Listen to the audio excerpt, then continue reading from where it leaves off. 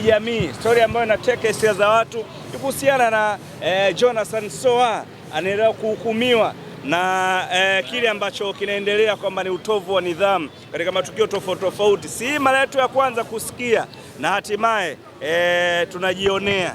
Bwana, tuko na Seif Simba, moja kati ya wadau wakubwa sana wa soka. Bwana Seif, kwema? Bwana, namshukuru Mwenyezi Mungu kwanza kwa kunirudishia ipumzi, manake katika imani usingizi ni sehemu ya kifo. Kwa hiyo Mungu akikuruzuku tena kupata pumzi kwa muda mwingine unashukuru. Nishukuru sana jamani. Naam. Umeamka vizuri kabisa. Sana na salama. Na pia nimefuatilia hicho ambacho unakizungumza. Kwanza nitoe pongezi kwa TFF. Bodi ya ligi. Mimi kiujumla nitoe pongezi. Kwa nini nimeamua kutoa pongezi? Kama kweli tunaamini mpira ni mchezo wa fair, basi hatuwezi kuruhusu tukio lolote ambalo haliko fair katika mchezo likafanyika. Sawa. Kamati imekaa, imeona kuna hatia kwa Alasan Kante Mahodo, imeona kuna hatia kwa Jonathan Soa mtukutu, imetoa adhabu. Jonathan Soa mtukutu, mimi namuita. Haikuwa mtukutu wa kumaanishi ndio mtu ambaye hafai kuzungumziwa, hakumaanishi kuwa anafanya kwa kusudi, hapana. Ni tabia za kawaida, wachezaji wana tabia hata nje ya mpira. Sema mimi naanza kupata mashaka sehemu moja. Labda nikuulize sasa, tuwe tunasaidiana. Kwani ligi hii ambayo tunayo, sheria hii ya kuadhibu wachezaji imeanza baada ya mechi ya Simba na Azam, mechi ya Singida, au ipo muda mrefu? Ipo ya muda mrefu mno. Toka tunaanza na ligi? Kabisa. Kanuni ilikuwepo hiyo kuna mechi kati ya Yanga na Mtibwa uliitazama? Nilitazama. Golikipa wa Yanga, unakumbuka alifanya tukio gani? Alifanya tukio. Alidaka mpira, akatembea nao hatua ya kwanza, ya pili, hatua ya tatu akaenda kumkumba mtu kwa makusudi, akarusha mpira. Unalihesabiaje tukio hili? Yule mchezaji alikuwa anamzuia kipa. Kipa amedaka mpira engo ya kwanza. Anakwenda nao mbele, mchezaji amekuzuia wakati unakimbia. Yaani mchezaji unazuia mpira wakati unakimbia, golikipa. Sasa kwenye lile tukio wengi wamelizungumza, wametanabaisha na mjadala kwenye comments ulikuwa ni kwamba yule mchezaji mshambuliaji wa Mtibwa alikuwa anamzuia Diala, ndio maana refari wa mchezo pia uliona alisimamisha kwanza, then akaenda kumuonya mchezaji yule wa Mtibwa, kwa nini unamzuia kipa? Kwa sababu kipa asipoanzisha mpira mchezo hawezi kuendelea. Ukizungumza refari wa mchezo, kwani refari wa mchezo wa Simba na Azamu alitoa red card? Hakutoa. Tuachane na waamuzi, nisikilize ninachosema. Nakusikiliza kaka. Tukio pekee linaotazamwa katika adhabu ni dhamira mbaya. Kabisa. Golikipa ukizuiwa na mchezaji ndio unatakiwa kumsukuma? Hauruhusiwi kumsukuma. Ndio. Ikiwa tunazungumza dhamira mbaya, TFF wajipime katika hizi dhamira mbaya. Ikiwa tunazungumza kwa maana ya kutoa maamuzi, ipatikane faini ya kuendesha TFF na mambo mengine, sina shaka. Umenielewa? Sijui, siwasemi vibaya TFF. Nataka hakimu ahukumu pande mbili kwa dhamira mbaya. Dhamira ya golikipa wa Yanga haikuwa kwenda kucheza chochote zaidi ya mwili wa mtu mwingine. Sasa tukitaka maamuzi ya refari, maamuzi hata mechi ya Simba, refari ya kuamua kitu chochote, umenielewa? Mchezaji anaweza kufanya matukio kwa sababu ya tempa. Jambo la kwanza, tempa anakusudia tupo nyuma ya matokeo. Ukiwa nyuma ya matokeo, mchezaji anabato zaidi ya mara mbili alivyokuwa akibato.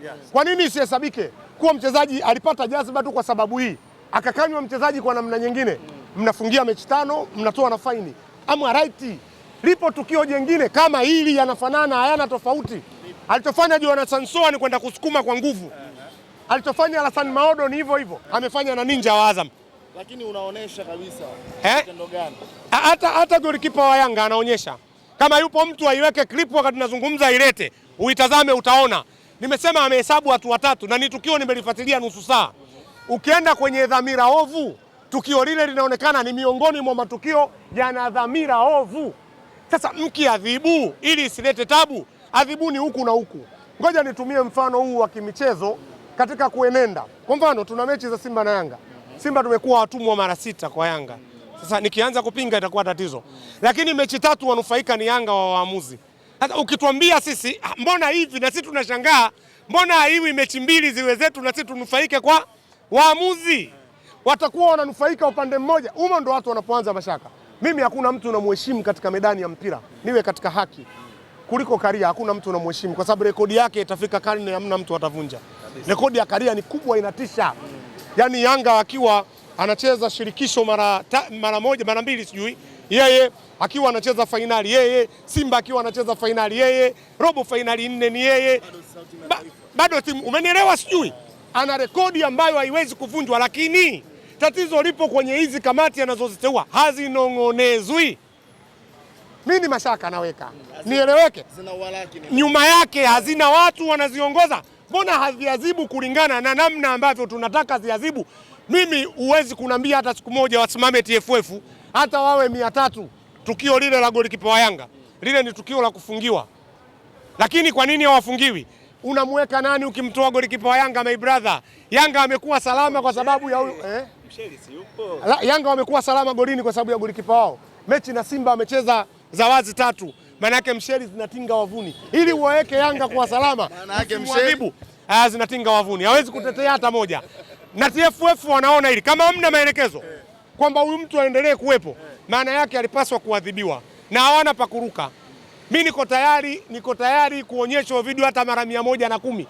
Utaiona dhamira mbaya ilikuwepo kwa 100%. TFF hawakuadhibu, wanatakiwa wawajibike katika hilo moja. Lakini jambo la pili, mimi ombi langu liwe moja, wakati wanakwenda kutoa hizi adhabu tunazoziona, basi wana kituo wao, wanayo TFF TV inarushwa na Azam, wasimame kutuonyesha review zao. Sije kuwa shekhe kunakaa tu watu wakasema mimi ya nani mtukutu hii nani huyu, angalau sina shida, lakini ya Kante hapana. Ya Kante ni sehemu ya temper brother, ya maodo. Yani hapana, sijasadiki wala sijasapoti. Sasa unashauri kwamba wanapotoa adhabu wao wanaweka hata klipu basi kwamba tukio lililosababisha adhabu hii ni hili hapa, na tumeona na wanafanya zile picha mjongeo wanaita kwamba tumetazama hapa tukapita hapa tukenda na hapa right, ili si tusiwe na mashaka. Si hatukatai kuadhibiwa. Mimi nataka kwanza, mimi kanuni yangu katika mpira, mchezaji asiye na nidhamu mimi hajawahi kuwa rafiki yangu hata siku moja. Nakumbuka kuna mechi moja anapewa red card team captain wetu, wakati ule alikuwa huyu mwamba namba 9 huyu John Boko Adebayo. Mimi ni mtu wa kwanza ambaye niliridhika, nikasema kweli TFF na marefali sasa wamekomaa, sababu alifanya tukio la kijinga la wazi. Sasa kuna mambo yanatia mashaka katika hili la kina Jonathan Soa. Mimi shaka yangu TFF nyuma yake pengine kuna jambo. Unamaanisha kwamba wangewaadhibu Yanga na golikipa wao katika dhamira mbovu, sina shida. Alafu kuna neno umelisema watu walichambua sana, nisikilize shehe. Ubaya ukiwa kwa Yanga, sijawahi kuona uchambuzi wake zaidi ya watu unawahesabu Wilson Huruma, Jemedari Saidi, umenielewa? Ubaya ukiwa kwa Simba, vituo vyote vya habari na tawi lao la Wasafi, siku hiyo kutazungumzwa masaa 22, vituo vyote vya habari na tawi la Wasafi. Wasafi ni tawi la Yanga, hiyo haina shida, hiyo nishawahi kusema, siogopi, nitasema. Wasafi hawawezi kutoa mwaliko kwa mtu wa Simba ambaye anazungumza haki hata siku moja. Ndio maana kwenye mialiko yao huwa wanawapa watu wa Simba ambao wana elementi za unafiki.